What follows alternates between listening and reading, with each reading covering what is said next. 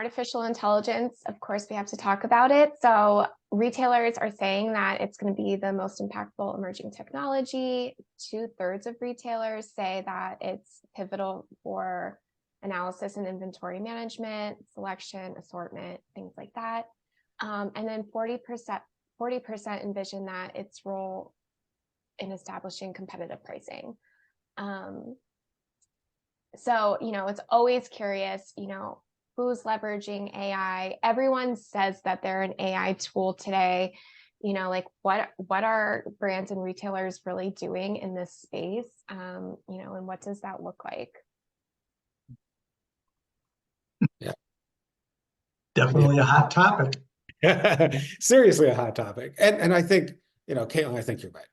Right? Like not all AI is created equally. Like I think that's the reality is, and I think, and I've said this other places too, but I think the biggest challenge is, it's the you could buy a product, but if you don't know the problem you're trying to solve with that product, like AI just becomes a shiny object that never really reaches its true return on its investment.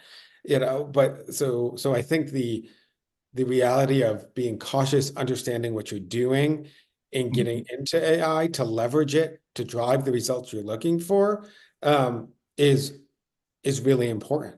And that, in our world, we talk a lot about the, what drives AI, right? AI is still driven by data.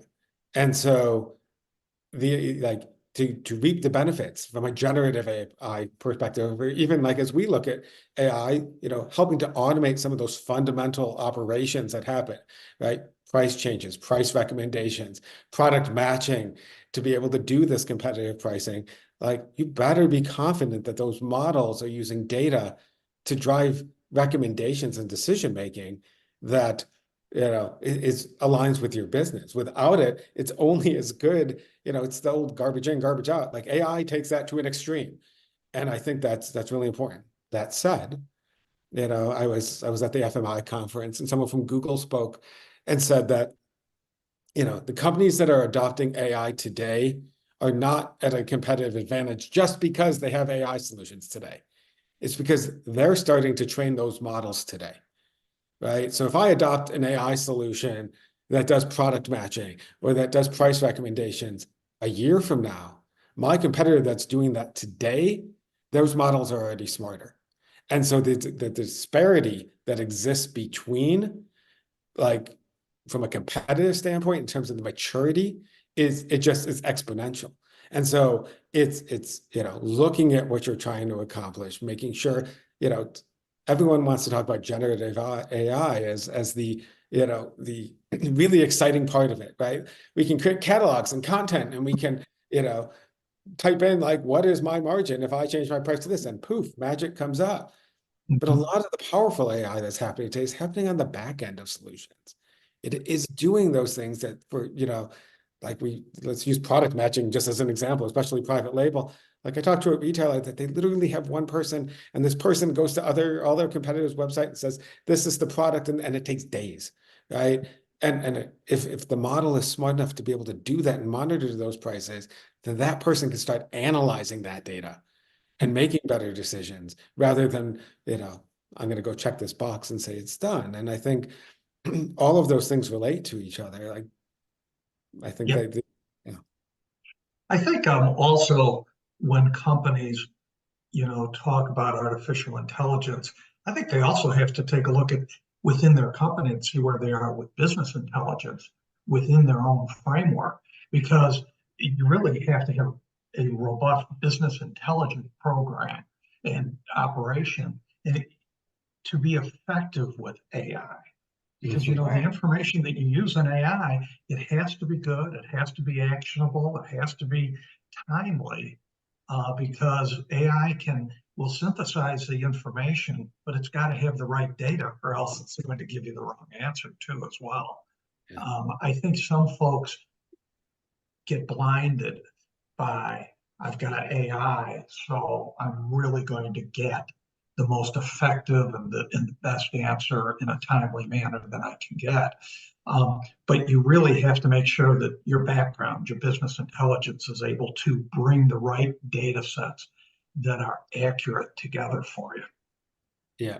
Yeah, and 100%. I agree. I mean, I think that business, like talking about business intelligence and, the unification of that data, the processing of that data, like is important. And like, we talk to our customers, and I think it's like you have to be able to measure though, also you make an investment in these tools, an investment in that data. And if you can't talk about what is the return I get from that, then you're kind of in this black hole of, I think I need this, and I think it's driving results for my company, but I don't know. And so like Right. we really go there. It's there. I saw one of your questions, Caitlin, coming in was, how do you define value? Yeah. And I worked at the Nielsen company for many, many years. Nielsen really prides itself on providing accurate data. When it leaves their shop, they want it to be as 100% accurate, or they strive for that no matter what. And sometimes I used to pull my hair out because I would say, we've got to get this information on the street, because part of accuracy in making it relevant is you have to have information in people's hands in a timely manner. So timeliness is part of accuracy and a part of value as well. And what AI allows you to do is, if you can get that information there, you can put it into into solutions and into intelligence very, very quickly. So that to me is a real power of AI. Yeah. Yeah. Yeah.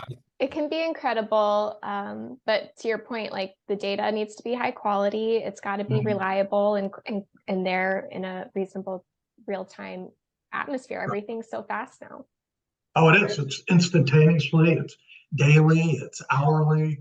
And not only do you get the information, but you have to turn around what that means and an action step out of it just as quickly almost. Yeah, I think it's an interesting shift. Like you even talked about like Nielsen and like the idea of how do we make things more actionable today and measurable today and get it in the hands that for a long time everything was retroactive. We would look and be like, we made a decision, we got data later that told us whether that decision worked. But now we're seeing that shift, and it's a shift in expectations, right? Like we should be able to make decisions forward looking rather than just making decisions, and looking back and saying, did they work? Using the data should really drive our future decision making. And I think, that timeliness is becoming really critical, and especially, I mean, I know what the next topic is, so that's even better. But like, I think